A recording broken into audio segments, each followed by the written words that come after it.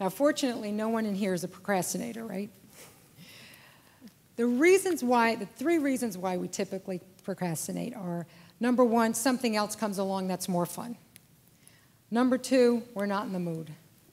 Number three, we get to a step that's really hard. Let's take them one at a time. Say it's a Saturday, and you're working on a special project that's going to land you that promotion you want so badly. You're plugging away on this spreadsheet. When the phone rings, it's your friends calling to say, party on the beach. So I could be doing the spreadsheet or going to the beach. There'll probably be a step in reaching your goal that you just won't want to do, especially if something else comes along that's more fun. And that's when you're going to pit being on the beach versus doing the spreadsheet. Rather than deciding between the next step and the something that's more fun, decide between the next step and the end result, which in this case is the promotion. So it's not the beach and the spreadsheet, it's the beach and the promotion. So what's one way to overcome procrastination? You keep the vision of your goal in your head. Think about the end result and what you're going after. And one of the best ways to stay motivated is to create visuals that represent that end goal. Okay? So look for pictures in magazines or on the internet that show that end result so you can keep that forefront in your mind. Now, advertisers know this. They know that you'll have an emotional reaction to showing the end result. Fitness clubs do this, well, right? When they show advertising, they don't show somebody who needs to get in good shape. They show people who are already in great shape because they know it works. That's the end result. Car companies know this. They show you driving along a beautiful coastal highway on a gorgeous day. They never show you stuck in rush hour traffic. Never. I spent 15 years in advertising, and I know it's all about getting people to act. Getting people to act. They don't want you to just think about buying a product. They want you to actually go ahead and buy it.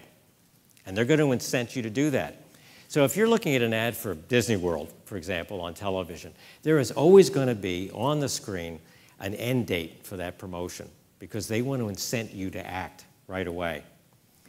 If you ever watch ads for QVC, which, by the way, stands for Quick Visa Charges, and I know this because my wife is an addict for QVC, they use a device, a countdown clock in the corner of the screen, of the TV screen. You're nodding, so you know this.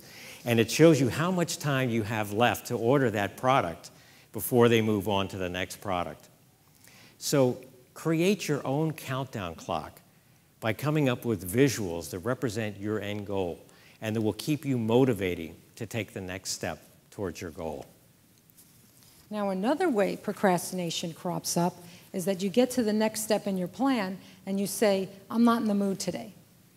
So you give yourself a little slack because you've been doing good and you say, you'll start again tomorrow, but you don't.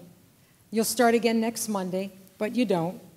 All of a sudden, 2 weeks passes by and your momentum is ground to a halt. And it all started because you weren't in the mood that one day. Don't give yourself an out if you're not in the mood. People think that if they're not in the mood, that they won't be able to make progress, but the reality is that progress can be made regardless of your mood. Even if your efforts need to be reworked, it's still better to tweak something you created than to start from scratch. Even if you're not making your best effort, you're still making progress towards your goal. Now, if life does get in the way and you do fall off track, get back on track right away. Don't think you need to start on Monday. Start on your goal right away. Woody Allen said, 80% of success is just showing up. So show up for your goal today because when you stop, you lose all momentum. And sometimes you'll procrastinate because a step is really hard.